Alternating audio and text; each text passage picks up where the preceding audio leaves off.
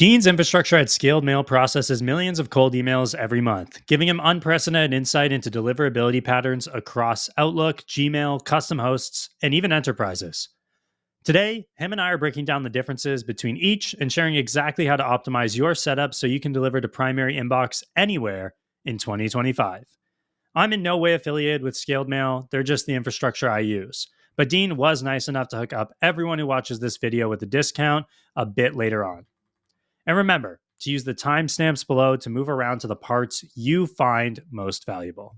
All right, let's dive right in. So, Dean, good to have you. Where do you think the state of the cold email industry is heading, just based off of, you having, I imagine, hundreds and hundreds of clients, hundreds of agencies that you talk to on a regular basis? And where do you think it was, let's say in 2024 versus now? Well, I think it's getting harder in general. Mm-hmm. And I think I've noticed a pattern, and I'm sure you've seen this as well, where I see the most successful people being of two different profiles. Okay. One being very small agency, probably charging a bit more with more custom service attached, and servicing myself, just a few clients, not a giant operation. Mm-hmm. Then I see on the extreme other end, we can maybe call out like the Knicks of the world, who are doing hundreds of clients, right, and are running a scaled operation. Mm-hmm. And I think it's the most difficult for the people in the middle right now, because the people that have like 2 to 3 people helping out and maybe have like 20 to 30 clients seem to be like the people that are really feeling the pain the most. They're not totally optimized.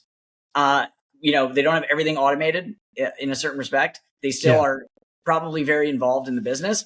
And they're big enough to have serious costs, mm-hmm. but they're not so big that they've kind of transcended out of the operations in some way.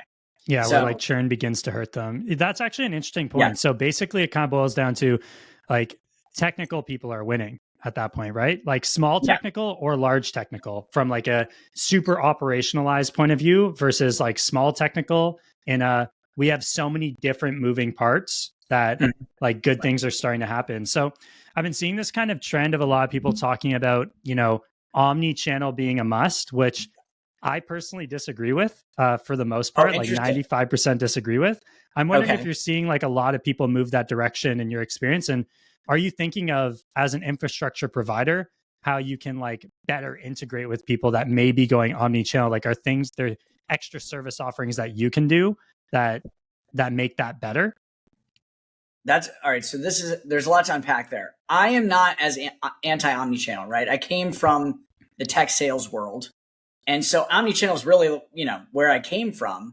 It's just that email was always a favorite channel because you could scale it up super easily and you could hit way more people. And back in the day when you had 10, 11% reply rates on just about anything, it was an amazing way to fill your calendar if you didn't want to cold call. So unfortunately, now I think it's flipped and people are going back to omnichannel more out of necessity because for certain businesses and certain offers, it's just tougher to get the predictable outcome from cold email the same way. And if that's the case, you kind of have two options, which is like, scale it up to the moon doesn't always work, or maybe that doesn't work for the TAM they've got. Or can I add other channels that might be slightly more predictable? And, throwing on cold calling, if you can get numbers, it tends to be a little more predictable. Although you've got some of the same issues, the potential spam thing that comes up on the phone. I don't know about you, but I don't answer those either. So you've got to play games now with your infrastructure on that side as well. You can't just use any dialer. You've got to really have a dialed in system as well.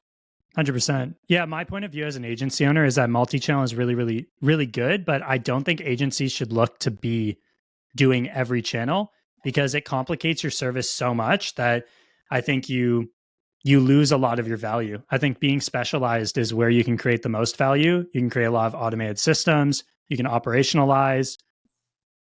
You can become like a much higher level when it comes to email. Like a lot of the campaigns, I'm in the, small agency, but do a lot kind of boat. And for me, like email is the perfect place to kind of silo yourself because you're in a position where the data that you find, the markets that you map, and the triggers that you're able to pull in can feed an omni-channel effort from the businesses you support. So like personally, like I moved towards supporting businesses, maybe 90% of my clientele in the 20 to 100 million plus range, and they have SDRs, right? They don't Yep. need you to necessarily do everything, but if you can enable everything, you're in a pretty good spot. Whereas I think like pulling in cold calling, sure, it could be good, but you're dealing with a whole new set of infrastructures, a whole new set of data providers, and an entirely new skill set that you now have to train team members on. So I think it becomes like significantly more overhead. And now you're also having to sell a bigger service. So Yeah. for me, I think you're playing a dangerous game basically by going to omni-channel, but we're looking at like It depends. LinkedIn as a I think potential add-on. jack of all trades, master of none is a Yeah. fair critique. I also think that what people aren't realizing is that as cold email gets more difficult, it means that the value of someone that can do it at a high level is also going up at the same time.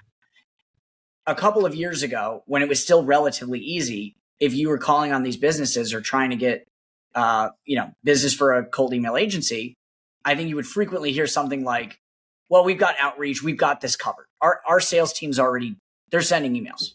It's fine, right? Mhm. Whereas I think today, almost any company that you talk to acknowledges that, yeah, email's not working right now for us, right? Yeah. And they know it's a problem. It's a done deal.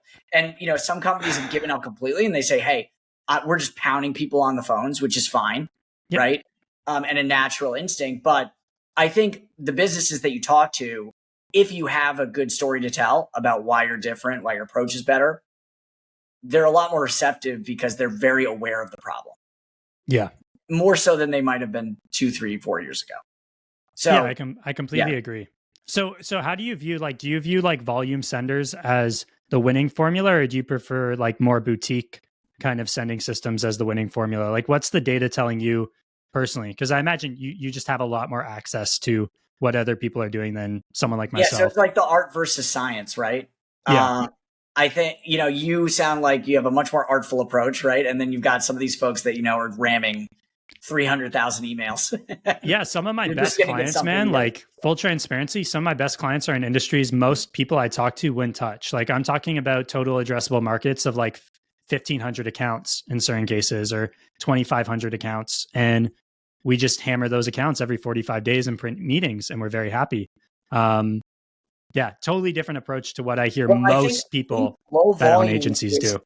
Low volume is underappreciated. And we'll get into deliverability stuff, but one of the trends that I've noticed for sure, and it's tough to pin down exactly what they're seeing, but for Google and Microsoft, and more so Microsoft, it does seem like they have some sort of capability to pattern recognize when a campaign from a consistent set of senders is hitting their network in a fixed period of time. So if, for example, you are sending very low volume, relatively speaking, and anyone would notice this when you send a one-off email, right? Almost nobody has real deliverability issues unless they've already tanked their domain. You send a one-off email to somebody, it tends to go through. And then there's a certain level where that becomes more difficult. Well, if you're playing the game the way you described, you may very well be staying below whatever thresholds are in place to stop bulk senders from hitting the network after a certain point. And people have probably seen this if they've ever had a campaign that starts out great and then starts tapering off within a few days with no changes made, right? Now, obviously, spam complaints is a factor there too, but I think there's just fundamentally, a capability to pattern recognize, this is part of a broader campaign that's hitting our network. So I've seen some stuff coming out around fingerprinting, like what you just mentioned. Like how nuanced is this? Like I hear a lot of people talking about like if you're following like templated structures that you're even putting yourself in a situation where you're going to land in spam. Are you seeing this on your end in the data, or do you ascribe to that belief? It's really anecdotal, so it's tough to pin down. And every example you can find a counterexample that proves it wrong. So I would say in general, the less, and there's also things, so we have to back up too and say Microsoft and Google seem to treat things very differently right now. Yes. And we'll get into that momentarily, I think. So in general, I would say we take more steps to make our emails look unique than we used to. And when I think about our scale mail customers that are seeing the most success, it tends to be the people that are not sending a consistent template at scale. It tends to be the people that are doing row by row dynamic copy creation, for example, in Clay, which has been like fully AI basically with like a set number of like rough examples to work off of. Yeah, correct. Yeah. You give it a couple of examples. Here's the sort of thing I'm trying to say. Here's some unique variables. And we'll probably get into this too, but the length of emails keeps shrinking. And I think it's a lot to ask AI to write a 3-paragraph email that actually comes out well, although it's getting better every day.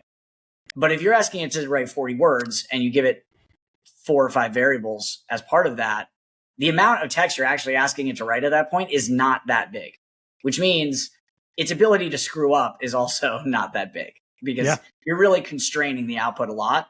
And so most of the time when I ask people, about AI generated copy, they have a negative reaction, but they're thinking about a really, a full email. And they're thinking about these blog post emails that ChatGPT will write if you let it. But if you're doing this in Clay and you're really telling it, hey, it's got to be under 50 words. I need these variables in here. It should start with this. It should end with something like this. You're really not giving it a lot of room to screw up. And that tends to work out. I'm seeing something similar, to be honest. And just a quick shout on like something valuable that people might like on that note is running your kind of copy generation outside of Clay to an N8N instance attached to something like 19AI or OpenRouter can often reduce the costs of the calls that you're making significantly. Running natively through Clay for some reason or another, or natively through a Claude API for some reason or another, ends up being far, far more expensive than these people that have set up their own cloud networks of these models and run them through there. 19AI, definitely would recommend checking it out. You can even get like free usage to a significant amount, like $50 a month of free usage. Yeah, I actually do the same thing. So it's funny you say that. We use OpenRouter. OpenRouter as well, yeah. And if you're going to buy Clay, I always tell people don't even bother unless you get the $349 plan where you get the HTTP access. So you can hit any API. You hit OpenRouter and you pull back AI any way you want. You can hit the reasoning models if you want to spit out a crazy account research thing. And I think the other thing too is people tend to think, oh, I'm going to use AI like once.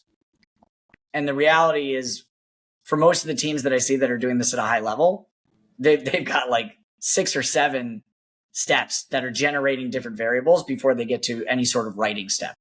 Yeah, I think in my like Clay wrapped, 90+% of my calls were all Claygent calls to some degree or another. I think really like Clay is to automate some things. Sure, you can automate things better outside of Clay, I think. But realistically, for me, Clay is Claygent and Clay is a place to store all my leads.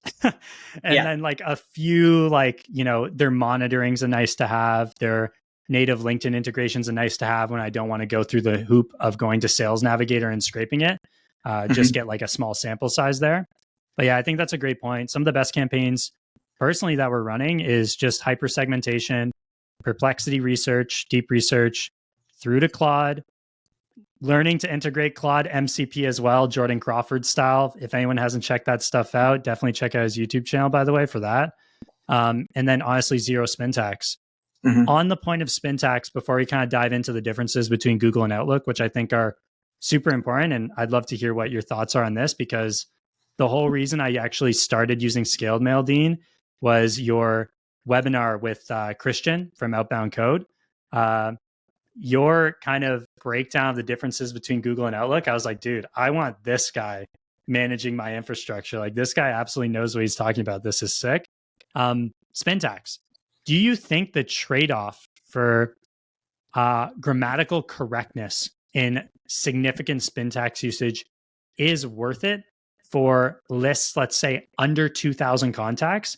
And twofold, would you be better off just having those AI permutations doing it for you in a grammatically correct way, even though it comes at the cost of a little bit more AI usage?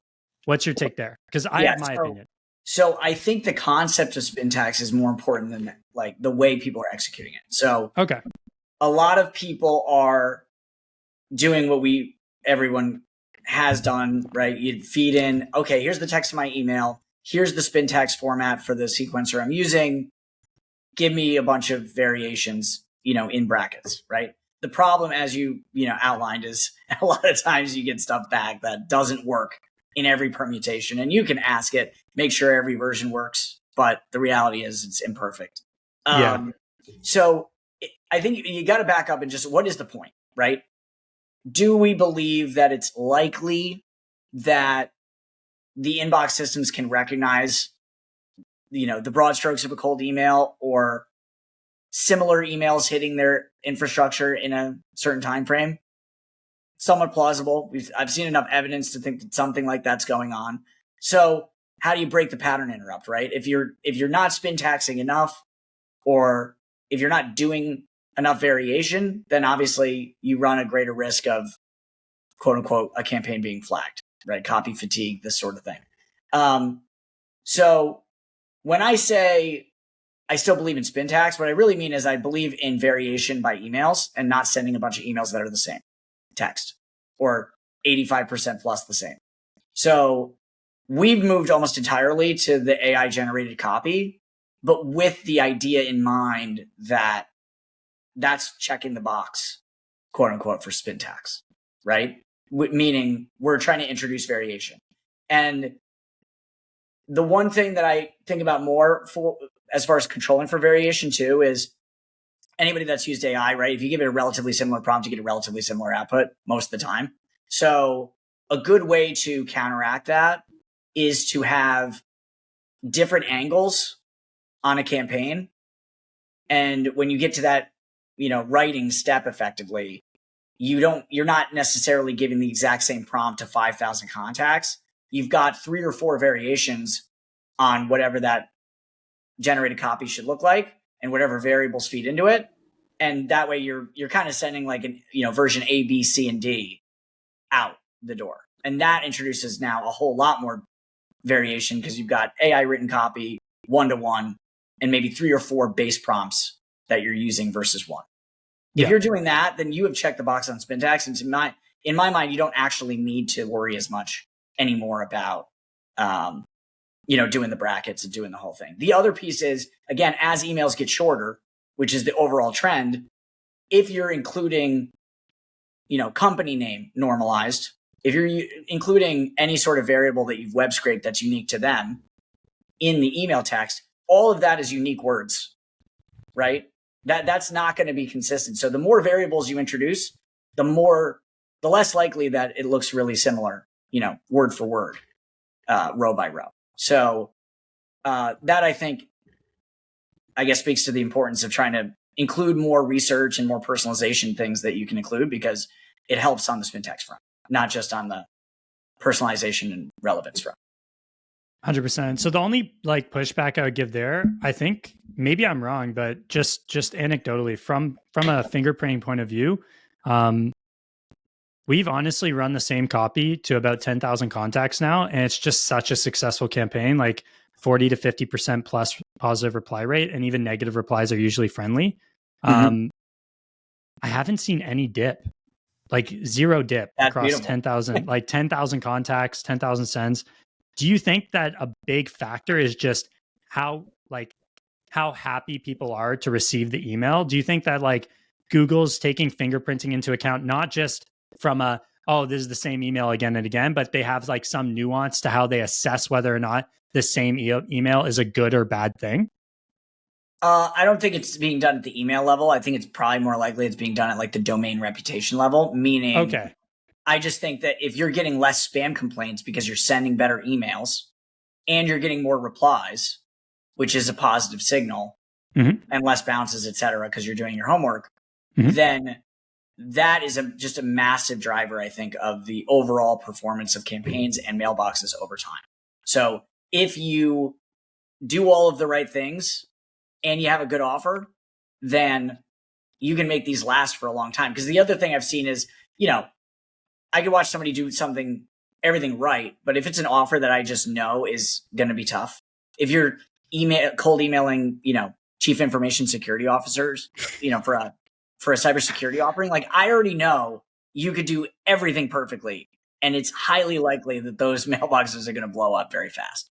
It's just because they're not receptive, right? Like they don't want to get cold emailed. They hate salespeople, and you're walking into a trap basically. So, that's more of an element here than I think people realize too. Is we could do everything right on our end, but at the end of the day, the mismatch, there's got to be a match between the demand and the supply of the offer too.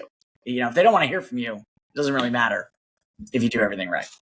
100% agree. I think relevance is like the biggest thing. Hence why we've moved towards like really, really deep segmentation.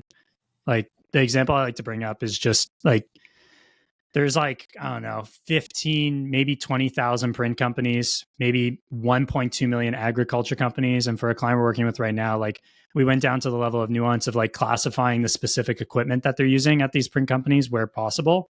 And we dropped down to like 1,900 priority companies from 15,000.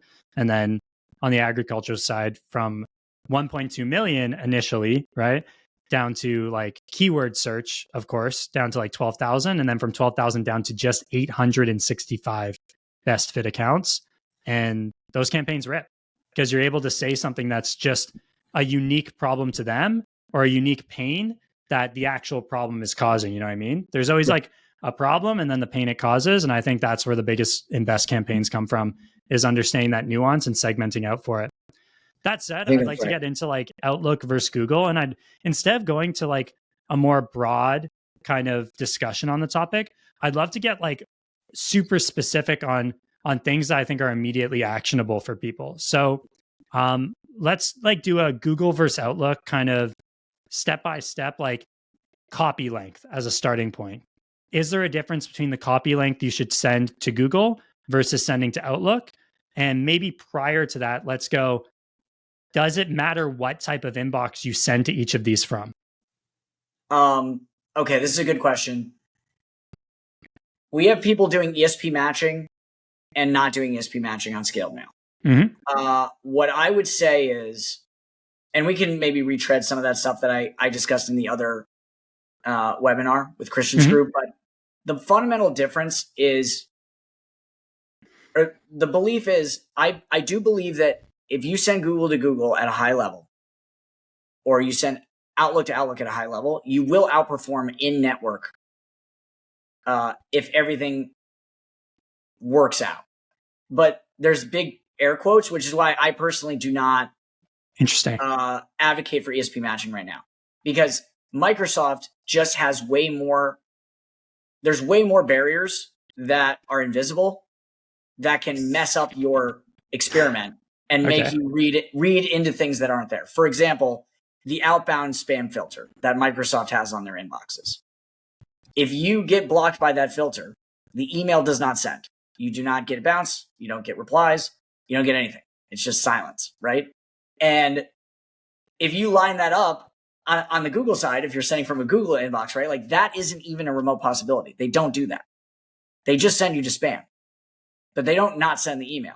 So just based on like that, it's very hard to have an apples to apples discussion, right, around like, do they outperform in network? So that's one big piece. The other big piece that you got to think about is, okay, you've got the outbound filter on Microsoft, right, when you're sending, and then obviously there's on the receiving side, if you send to Google, for example, you got to get through their spam filter. If you're going from Microsoft to Google,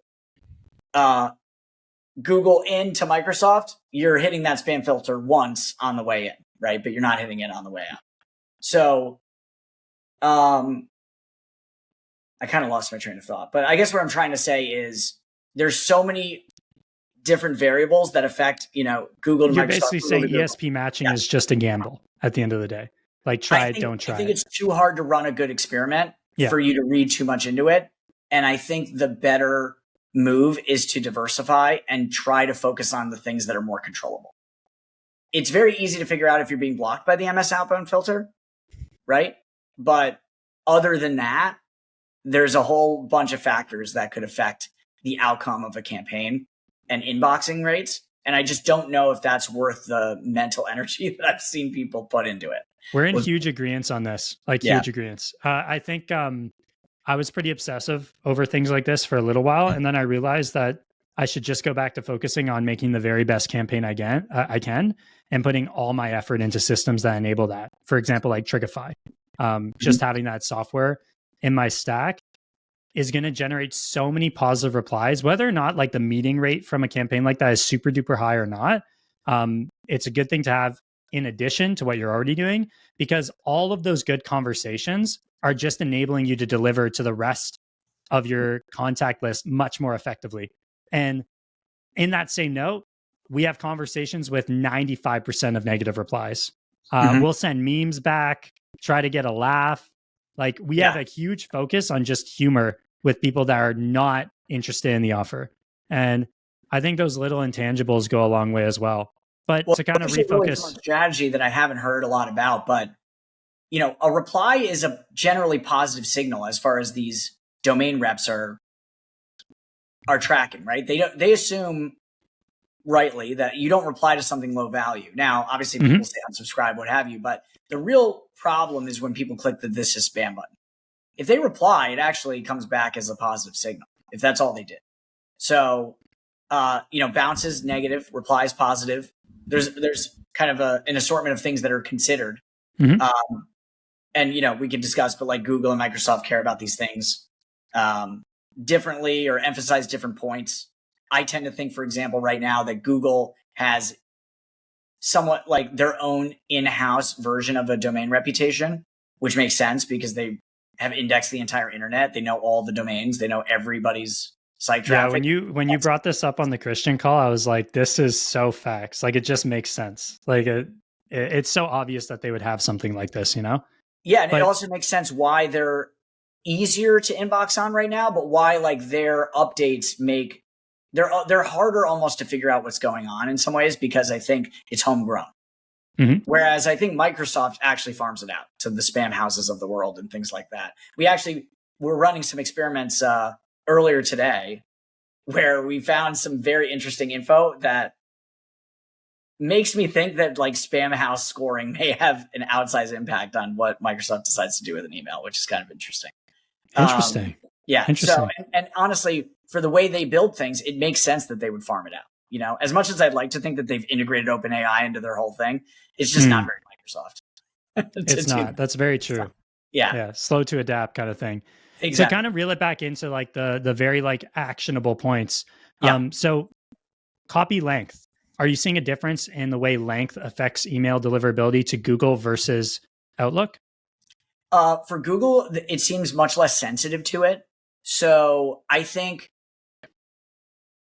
we run into a lot of scenarios where somebody says something to the effect of, I have this great campaign. It's working on Google, but it won't work to Outlook. And I have to unfortunately break to them that like the Terminator filter that Microsoft has does not care that their email works. It just doesn't like it, right? It's sorry. It decided it's spam. There's no appeals court. You're done. So what I would usually say is it's really a question of like whether you want to create two campaigns or create one campaign, like for efficiency's sake. Yeah. So for efficiency's sake, I would cater to Microsoft and send the same campaign to Google because it's going to inbox to Google probably. Yep. The reverse is not true. You could have a campaign inboxing to Google that will not inbox to Microsoft. So if I was trying to be hyper efficient, I'd cater to Microsoft and send the same thing to Google. If I was trying to optimize for results, I would probably say it might make sense to come up with a campaign for Google recipients that's lengthier, maybe a little more along the lines of like sales best practices and trying to get the best response possible, optimizing for that. And then on the Microsoft side, I would really optimize to get past the spam filter and honestly try to, backload a lot of the selling, meaning like, let's just get a reply going and let's worry about selling them on the next email and the call and whatever the follow-up plan is. And those are two separate campaigns with a separate action plan. If you have the bandwidth to do that, I think that's probably your best bet. I completely agree. So yeah, on our end, for the most part, we'll start off, especially during initial tests, just catering to Outlook, and then we'll experiment with longer copy to Google. Our goal is just find fit as fast as possible. So we don't want to be adjusting multiple campaigns before we know which messaging seems to resonate. That's kind of our protocol. So in terms of like an absolute length, like what are you seeing as like a good length to be sending, or a good benchmark of, I need to be under this length for sending to Outlook? And one question I actually have that might be interesting is, a lot of people talk about the word length of their copy. When it comes to your word length, do you think the absolute word length is more important than the number of total characters, or are they looking at characters as a factor as well? I've always thought of this. I would be guessing on character versus word. I'll tell you what I do right now, which is I advise people to try to keep it under 50. My prompts in Clay right now, and Leonardo at Beanstalk, who is on our team, are asking the AI to give us essentially a 30-word response, 35 words. And when you include some variables, like, that's not a lot of words. So, not at all. It's 2 lines max, depending on the length of the lines. 2 to 3 lines maximum. And so you're really, but at the same time, if you go back to cold email templates that have gone viral in the past, a lot of the best stuff are those one-liners, right? The question. Because it's easy for them to read, it's easy for them to understand, and it's easy for them to respond. If you check all 3 of those boxes, to be honest, you're sending a great cold email, because nobody wants to read your essay, or some smaller portion of people are going to read the 3 paragraphs, right? If they can glance and know what the offer is, that's pretty effective just by itself, assuming that it's to the right person and it's the right message. So we're doing a lot of stuff like, we've got a client that does accounting services, essentially like a reconciliation software. And they're really able to help people that do e-com sales or sell via Stripe, essentially, through an online checkout, because for whatever reason on the back end, it turns things into a mess for accounting purposes. So all we really have to say is, hey, it looks like you're using Stripe. Have you run into this specific problem? ? That's the whole email. And that gets conversations going. Like, yes. And if it's to the right person, yes, we have had that problem, or no, we haven't had that problem. I mean, it's a pretty binary, reply. And then their sales team can pick it up from there and be prescriptive. So one of my best campaigns right now is that exact formula. And then step 2 is just expanding on like the potential challenges that could be faced with a case study to enable that to be like something trustworthy, basically. I literally just think curiosity, and then how do you close them on the trust factor is basically the 2 pieces I think about with every campaign. But yeah, totally agree. I've been sending like much shorter emails lately, and typically I won't see anything dip below like a 2% reply rate, which will kind of feed me into the next conversation I want to have. But typically in the 4% range for any sort of more successful campaign, all the way up to 10%, depending on how segmented it is. But how do you play into like testing like email guard? Like if you were to do an inbox placement test, which to be honest, I mostly play off of reply rates. Like that's my kind of golden rule. But if you were to like 2 days ago, I had a placement test I ran. I'm inboxing on one campaign 100% effectively, quote unquote, to Outlook and 0% to Google. What are the different steps you would take based off of that data when looking at, a 0% from Google versus a 0% from Outlook? Like how can people take action on that advice depending on the ESP? So from what I've seen at Scaled Mail, and we're seeing a lot of accounts, and we have a lot of people asking us when they have deliverability problems, which gives us a lot of insight into what isn't working. For sure. The quietest people I know are ripping it. And then, we've always got the people that are running into issues who we talk to the most. But yeah, what I tend to think right now is, which is why we haven't spoke before today, right? Yeah, exactly. I haven't heard much from you, which is great. So usually we have an order of operations for support. If somebody complains about deliverability, we have kind of the checklist. Like from our perspective, can we eliminate mailboxes as the cause, or can we isolate mailboxes or domains as the cause? Because that's the simplest fix, right? Hey, there's some reputation damage here. You've got 2 options. Warm them up if you've got the patience, or swap them out for fresh domains and let's start again after some warm up, right? So we want to isolate, is that the problem or is it something else, as fast as possible? There's a few Microsoft specific issues as well. that I won't get into, but things like tenant blocks, unusual behavior, essentially, being assigned to a low IP reputation pool at Microsoft, which is just bad luck, and they do it a lot. But we can fix that. They just have to basically get support to intervene and put you in a better pool, essentially.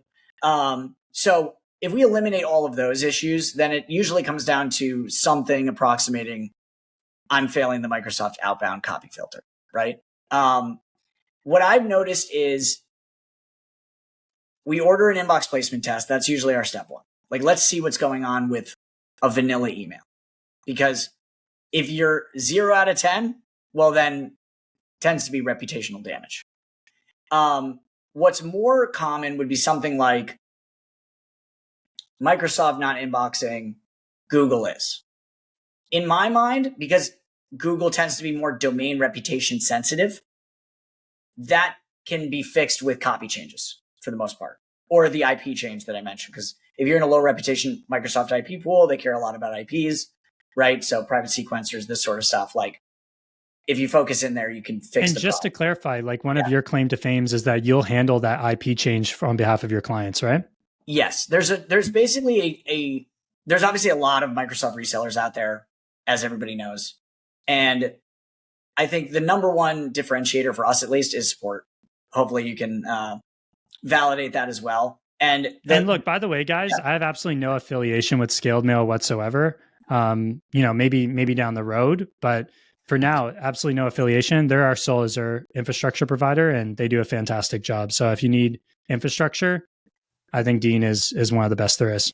Hey, I appreciate that a lot. And I just think with Microsoft, there's enough weird little things that can go wrong on Microsoft that you really need a strong support team behind you, because I agree. A lot of these things require manual intervention to fix. And just throwing people inboxes and saying good luck is not the end of the road by any stretch, right? You're basically playing the numbers, but 1/3 of the time there's going to be an issue and it needs to be dealt with. And I think a lot of providers, unfortunately, like put that on the user and say, oh, this is your problem now. Your campaigns suck. But there's other things that can be wrong besides that. So, little aside there. But, okay, going back to your placement test. We run the placement test. If it's Microsoft not inboxing, but Google's okay, I tend to think that that's a fixable problem, whether it's with copy adjustments, adjustments to the inboxes themselves at Microsoft, if they're Microsoft inboxes, but generally something that can be dealt with. If Google's not inboxing, it tends to either be we didn't warm up, right? So like the people that want to send day one, like the domain reputation hit happens too quickly, and they stop inboxing very quickly. They send some sort of generic campaign, or it's not well received. They didn't want to wait, and now they're tanking on Google. Unfortunately, if you're not inboxing on a placement test on Google, 9 times out of 10, I'm telling people to either just warm up for a month or swap domains. Like that. Interesting, an entire month, eh? At least, because warming up from a bad position is longer than starting at 0 and going into positive territory, right? So if you spin up a fresh domain, you're already on the shit list with these guys unless you're under, over 30 days anyway. Like that's the maximum risk, which makes sense because that's what everybody's doing. But beyond that, if you start fresh and you're doing warm up, you're giving positive signal. If you don't, it's only negative for the most part, right? There's no like site traffic going on to these domains.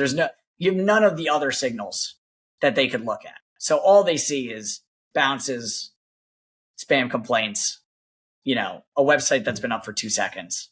You don't have a lot helping you, at least with warm up. It's funny. I spoke with, I had dinner with Aviv from Panda Match. I don't know if you've spoke with him before, but he still still helps out this guy who's like this mythical being. I'm not sure if he's mentioned this to you, but this guy literally, like Aviv was saying, that he has at minimum like 80,000 inboxes on one smart lead, and he has multiple smart leads on behalf of like multiple clientele, and he just blasts like 1 million emails, and he does 0 warm up, and he just whips up domains once a month and just blasts on behalf of people and rips results. And when I hear stories like that, like it makes like so much more true your opinion of there's people that are going the boutique route, and then there's people that are just like, whatever, man, if it's a 0.05% reply rate, I don't care. Yeah, if you make the, I'm hey, just if you gonna make the numerator big enough, this. yeah, if the number's big enough, at some point it just works out, right? Yeah, it's crazy to me. If you can make that work, it's definitely a viable strategy. Yeah. And that's why you're seeing people go that way too. And frankly, it's good for scaled mail, because I think what's happening is a lot more people are getting pushed into having to go the volume play to make cold email pencil. And so our goal obviously is to make the cost reasonable enough that that is a viable option. And it's not, hey, I got to go. That's so interesting to me. I'm personally doing less volume than I've ever done. Like full transparency, on the average client, I would say like on average, we're sending about 12 to 15,000 emails a month, not contacts, emails a month per client. There's like a few outliers that have like expansive total addressable markets where we'll like scale out like really hard. But for the most part, that's kind of where we're at. And I find as long as you're doing warm calling, it's just really simple to book meetings, like even off of just like lead magnet based approaches rather than hard call to actions. I don't know if you've experienced anything similar. I think you're running at a very high level. And as much as I'd like to think that every operation is operating at that level, the answer is they're not. And so, it's a gamble for them, right? Like if they're wrong, they're just going to churn every client. That's true. That's true. We charge pretty sizable retainers that let us go like a lot deeper. Like we'll spend, $500 on a list of 2,000 contacts to make it perfect. You know what I mean? And like, I think a lot of, it could just be that I'm in like a little bit of an echo chamber, which tends to happen, I think, like, especially on Twitter. Like the main people I communicate with and bounce ideas off of are like the Buzz Boys, Buzz Lead, and also Lead Caesars. And I think they have like like almost identical mentality when it comes to cold email. So that could be a big aspect as to why. But you have two options, right? In sales in general, it's increase the volume or increase your conversion rate. One is a lot easier than the other. Or give up. Or give up. But one's a lot easier, right? It's why every sales manager in the world, they're like, do more, get better. But getting better is always a little bit tougher to systematize, right? Yeah, I think AI is just making it so much easier. Like so much easier, is as long as you're like becoming savvy, for sure, right? But I'd like to kind of dig into, you've mentioned warming, obviously. Like I think warming is absolutely vital. There was like a small pocket of time where people thought like warming was a bad idea, but I think it was mostly smart lead specific at that time. What's your take on like warming protocols? And I know you have some opinions on how they differ between Outlook and Google as a result of the way they think about inbox versus like domain kind of considerations. Do you want to dig into that a bit? Yeah. Well, first of all, I think it's non-negotiable at this point. I agree. And I think it's mostly because the tolerance for negative signal has gone down from both providers. Meaning, if you're getting dinged on too many bounces or too many spam complaints, the level of rope that you used to have is just a lot less, right? Like the tolerance they have is approaching zero effectively. So warm-up's going to do a lot to at least throw some positive signal out in the universe about these domains that you're sending from. Now, I think a lot of people get hung up on mailbox reputation, which I don't think is actually relevant.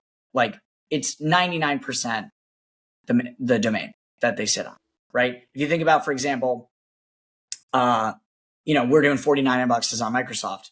It doesn't really make sense that if you sent, 5 emails in a day and then you get, if you got a complaint that, you're suddenly at, 25% complaint rate, like that's not how it works. It's going to be the aggregate of everything going on in that domain. So all those mailboxes and all that activity rolled up into one. Let's see. I want to back up to your question and make sure I'm answering it. So we were talking about domain reputation. Just direct differentiators between the warm-up protocol that you would use on an Outlook inbox versus Google inbox. So, And I would say, like, let's be specific. Let's say Azure infrastructure as opposed yeah, to generic Outlook. yeah, because the reality is they're really not that different. My protocol is basically the same. It's Okay. just that if you have 49 or 99 inboxes on an Azure instance, you can't send the same amount of emails. So we found the sweet spot to be 1.5 to 2x your cold volume to be the ideal warm up volume. So if you think about it, essentially 1/3 cold, 2/3 warm up, right? Mhm. The idea is very basic, which is bury the negative signal in more positive signal. Yes. Is this like a magical formula? No, but it makes sense to me, that 2/3 is a good number, versus half, for example, right? Half, well, if you're getting a lot of negative signal, you're not really burying it, right? It's just 50-50, 50 bad, 50 good. I like the idea of kind of pushing even more positive signal on top of this, what we know is going to be relatively negative signal activity, which is cold email. It's going to get complaints. It's going to get bounces, right? There's going to be a certain threshold of that negative stuff. So we want to try to bury it as much as we can. That's my philosophy. It seems to work. So obviously if you're on an Azure setup and the recommended sending volume per day is 2 to 5 cold emails per day, then I would be setting the warm up to be, 4 to 10 per day. Perfect. With some variation, obviously. And in terms of warm up length, like, where do you set your minimums on each of these infrastructures? Length of time before sending cold? I think you've got to do 2 weeks. The reality is the longer, the better. Yes. Is the truth. And actually, I mean, we should get into age domains as well, because we're seeing some interesting information here around that. The age domain conversation is not for nothing, that they do make a big difference. Make but a I big think difference. the Okay. length of age where it truly matters is more than people want to think. So, Okay. yeah, meaning I think a 1 or 2 month aged domain, it's good. It'll help. Under 30 is the worst. Period. Necessarily moving the needle tremendously. Yeah, but I don't know how much you're moving the needle. I think when you get past like 3, 4, 5 years, that's where you're really starting to see a big pickup in inbox rates. And those can be pretty darn expensive, depending on the domains you're getting, right? They can. Yeah. That's interesting. So one of the things we're going to be looking at is, I'm sure everybody's looked at like the GoDaddy expired domain auctions, which I would always keep an eye on because you can pick up some stuff. I wouldn't overpay for these domains, like $500 or something.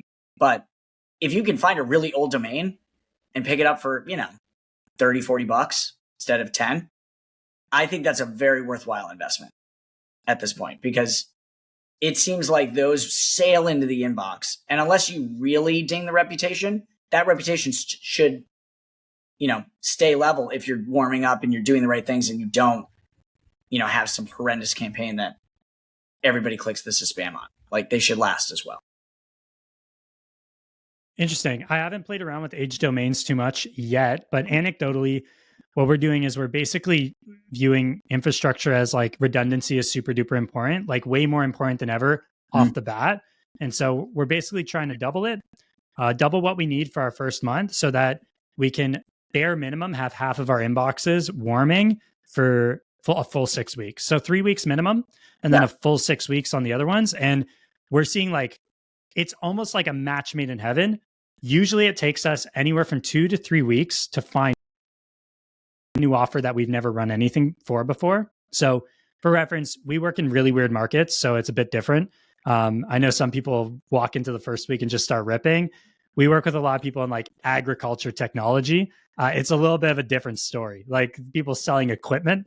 But yeah, like that 3 week mark hits, we've just found traction, and then we plug in new inboxes and they're just ready to like add fuel to the fire. And that's where we see like our 6% plus kind of reply rates versus our like more 3% average on the lower end. I think that makes a ton of sense. Anybody that asks me, I'm like, if you've got the budget to do it, you should double up on your infrastructure and do like a group A, group B approach, where group B is warming while group A is being used. And I would still do the 2 week warm up on the front end, but I think you're exactly right. A 6 week ish time frame, and then taking the group A out of rotation, putting them on warm up only, tagging in the group B inboxes. That stuff really works. And that extended period of 6 weeks of warming really can help to counteract the negative signal that's accumulated from the cold campaigns. And it makes the inboxes last longer. So, it sounds like, oh, I'm paying double for infrastructure, but if they last 2 to 3 more months than they would have, you've more than made up for. You're saving money in the long term. Yeah. Yeah. Like personally, 100%. I have some inboxes and domains running on them that are like 10 months old and still delivering very, very well for my personal brand. And that's just because like we're in a cadence where like half the inboxes just take breaks from sending and we just keep warming. Like we have enough infrastructure. I think like that's where you're going to be most effective, where you don't have those weird kind of purchasing sequences or lulls in your sending, Yeah, the churn Which and burn brings me to a point. Hassan on our last conversation, Dean, mentioned that lulls in sending, I believe, or maybe this was off the record, may not have been the video, but he mentioned that lulls in your sending can impact your reputation almost just as dramatically, where you really do need to rewarm back up your sending and not just return to that old benchmark. Do you agree with this sentiment? Yeah, I do, because I think, again, it boils down to signal, right? If your only signal generated is from campaigns, which has a lot of negative attached to it, and again, there's no other activity going on with these domains, right? Let's be real. They're not hosting websites. There's no activity. There's no traffic.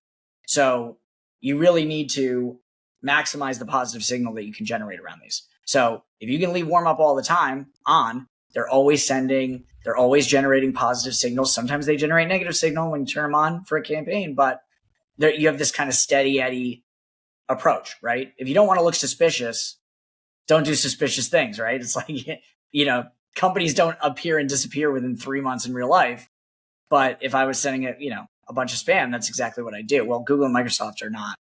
I mean, they're not filled with stupid people. It's not terribly difficult for them to figure out what's going on with churn and burn domain approaches, right? 100%. So it should be relatively rudimentary, right? Yeah. Honestly, I think the main point is it looks cheaper in the short run to like send day one, to buy less infrastructure, to maximize it to the hilt. I'm going to send at the absolute maximum sending volume or even beyond. But in reality, it's much more expensive long term. You're going to churn and burn. You're going to have to buy infrastructure so much more often than the person that's doing it like you are. Group A, Group B, rotating in and out, warming up for long periods of time, taking a more cautious approach, maybe not sending at the absolute maximum. Yeah, we don't. We usually keep our reserve at 3 to 4 per inbox. I think you consider the limit 5 per inbox, correct? Correct, but 2 and 3 works better than 4 and 5, generally speaking. Right? Yeah. Of course. And so we try to keep things low. Like on our Google inboxes, we're usually like anywhere from 8 to 12 max. We'll push it to 12 depending on how well the campaign's going. But yeah, for us, it's just all about like as many inboxes and domains as we can.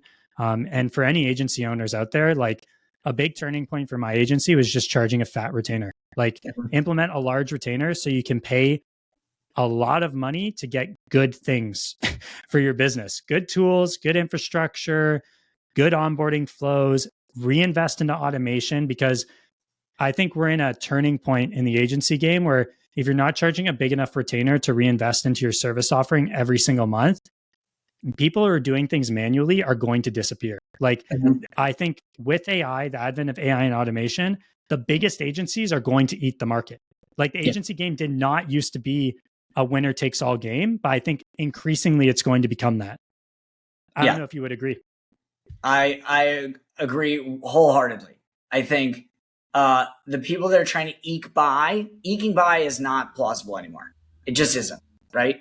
If you're going to be small, you need to charge more to stay small comfortably, right? Charge more, do more. Yeah. Yeah. Charge more, do more. And then on the, even for the big guys, right? I mean, it's not that inexpensive to do these giant operations where you're sending hundreds of thousands of emails. They're having to charge more too. Again, I think that like that middle person that's trying to get that, $2,000 a month and make it work with the staff, that's going to get really tough for that to work in the future, I think. And even this pay per appointment stuff, I mean, I know people make it work, but at the low end especially, it's a really risky proposition because, and I'm sure you have the same conversation with prospects that want that. And I say, well, look, like if I'm running that shop, here's what I'm going to do. I'm going to go and find all the offers I can sign because it's free. So I'm going to sign as many people as I can. I'm going to put the bare minimum to get everybody's campaigns up and running. And then I'm going to see which ones book meetings the easiest. And I'm going to put all my resources into maximizing those billings. And I'm not going to focus on the mediocre ones or the ones that look too difficult because it doesn't make sense. Yeah. You know?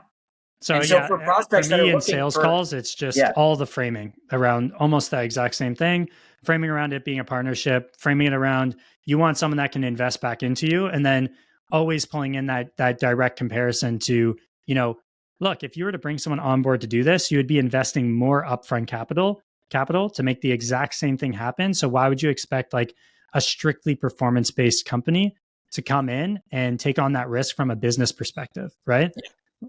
So it's 100%. If you're making a finance analogy, right, the paper appointment are playing the VC game and the retainer people are playing the PE game. Great way to put it. Great way to put it. Yeah. That's fantastic. I like that. I've been targeting the M&A kind of sector a lot more. I have a meeting with a crazy company tomorrow, so we'll see how that goes. But I think I'm going to have to use that analogy on the meeting tomorrow. We've done some work in that area, so we can chat about it offline. I think M&A is pretty easy to get results for. I've helped out some people with campaigns towards them. I've just never decided to dip my toes in the industry myself. But I moved deeply away from like, working with agencies. I think number one, move away from working with agencies, and you're going to have a lot better of a time being a cold email agency. A lot more fun too. A lot more fun types of offers to dig into, and you can differentiate yourself more. I mean, one of our best offers ever was a photographer for real estate development. Yeah, you brought this up. You literally had to stop the campaigns, right? Because it was just too much. She was like, I can't physically go to all these. Like, we need to stop.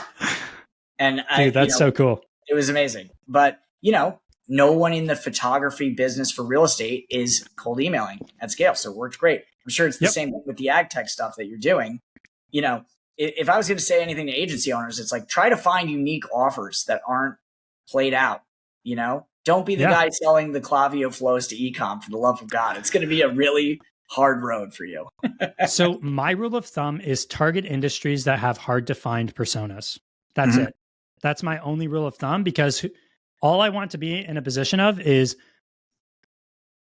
I'm going to be willing to do more effort to find the right person to contact. And if I can put myself in that position, I think I'm already like beyond 80% of agencies. And then the rest is just how well I can do it. Right. Yeah. So that's basically my rule of thumb. Like we had this M&A company that we put together like a rough flow for as like a proof of concept. We'll do these sometimes if the opportunity is big enough. And we were like, hey, like we can figure out which of these companies is a family-owned business for you. And that was the deal sealer. They found that their most success comes from their intimate process with family-owned businesses, as opposed to it being like this kind of robotic, cold kind of relationship. And that's what they've been built on. They've done over $12 billion in acquisitions over the last 20 years. And that was like the fundamental value proposition. And we're like, tailor-made for Claygen. Yeah, we can figure that out for you, right? Like we can check a lot of different data sources. Claygen also, I think a lot of like Boolean search is really valuable for this type of stuff. I talk about this a lot. But yeah, there's two things I want to kind of dive into before we break off here, and you can add one more if you'd like. But a big question that a lot of people have is like, how do you deliver to enterprise? I have one opinion on this that's worked for me, but I'd love to hear if there's non-hacker ways to deliver to enterprise from yourself. Well, I actually think based on what I've seen, at least for scaled mail and our infrastructure, that it is easier to inbox to these enterprises in many cases than it is to inbox to people using vanilla MS365 Outlook. Meaning they're probably sitting on MS365, but they've got Proofpoint or Mimecast or some other, secure email gateway on top of their Microsoft. And that is really the spam filter you've got to worry about.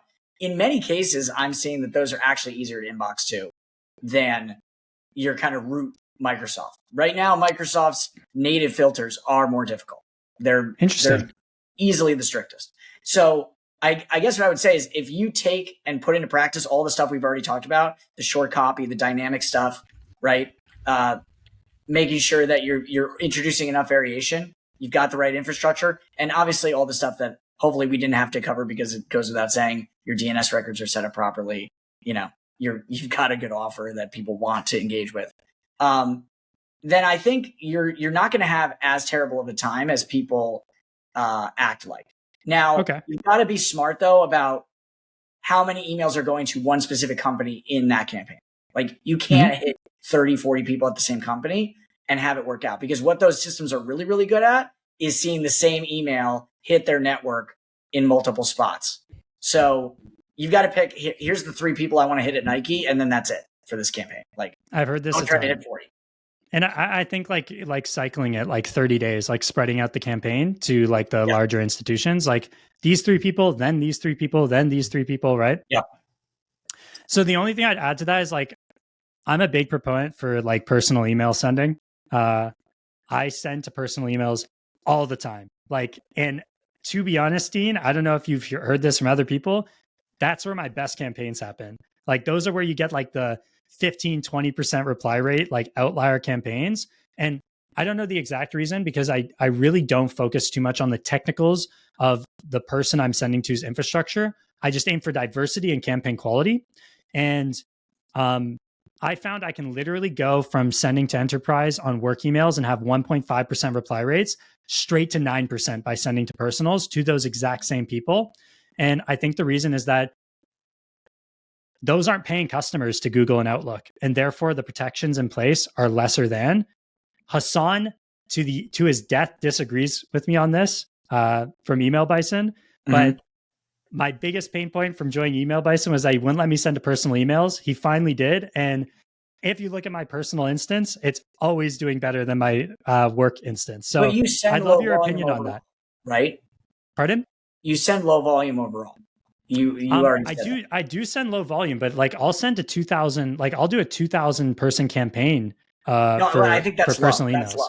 That's why I think it works. That's why I think it's working. Okay, interesting. So I think that's one big thing, and I think the other big thing is, organizations have, especially at Microsoft, right? There's this concept of like the organization, right? And they're trying to stop phishing attacks. They're trying to stop spamming. Yes, right? I was going to mention this as well. Yeah, they're thinking about what's hitting that network, meaning that company's inbox, right, at any given time. And if it looks like a campaign, it's going to get categorized appropriately. I think when you're sending to gmail.com, you're literally a drop in the bucket to all of the Gmail users. Now, and you got to think too, like everybody sending a Nigerian print scam to 7 million people at once, which is how they do it. That's who they're worried about stopping, not, your, no offense, rinky dink email. Exactly. No, I agree. Like this is why I try to communicate to people. Like, don't be afraid of sending to personals, especially like people think there's like a compliance issue. Dude, as far as I can tell, like as long as your topic is relevant to their work functions, you are in the clear. Like 100% in the clear. So yeah, like if you guys want to deliver to enterprise companies, and even some smaller companies, like my fiance works for a non-for-profit, and it's maybe like 35 employees at her domain, and they pay for a software to block incoming emails. Like they pay for extra protection. So like if you just want to circumvent like people paying to stop you from delivering, send to their personal email. If it's relevant, they're going to be happy they received it. I think that's right. I think the other thing, we've been doing more of it, and I think it's going to make a comeback. Again, we're talking a lot to agency people, but I'm sure that's a lot of your audience anyway. If you know how to do cold email at a high level, and you can use Clay and these tools to personalize at a contact level, the world of direct mail is far behind a lot of the techniques that are being used in cold email. But, what would you do with 100% open rate effectively? Like, do you believe that you would get a great response? Because if so, it gets pretty easy to justify the $1 or $2 a send that you need to think about. You have all the capabilities. We've done a couple of direct mail campaigns out of Clay, And we're just, instead of an email, it's going to a CSV to get printed. And we've seen some pretty amazing results because, when it's a handwritten envelope with their name on it, they're opening it. That's not true for email, but it's true when it comes to their office. Handwriting quick question? No, we're not doing it. Good question. But, we use a provider that does handwritten envelopes. So nice. It looks like a wedding invite or something. Like it's going to get opened. It doesn't look like a That's bank, super sick. loan offer. So I think a lot of people are sleeping on that, but the post office is still a thing. So for now, at least. So dude, I honestly love all Clay use cases that like involve non-email functions. Like we run like Twitter agents through Clay, and then we'll have those same agents posting and sending DMs. So like we're just cycling that through Clay because it makes it so the data has like really easy overview, table view, so we can see like, is the post bad or good, like very quickly, and diagnose issues. I think there's so many different functions like that you can do really high level. I think I saw a LinkedIn post recently of a guy sending $500 champagne bottles, allocated like $25,000 in spend to send all these champagne bottles to prospects.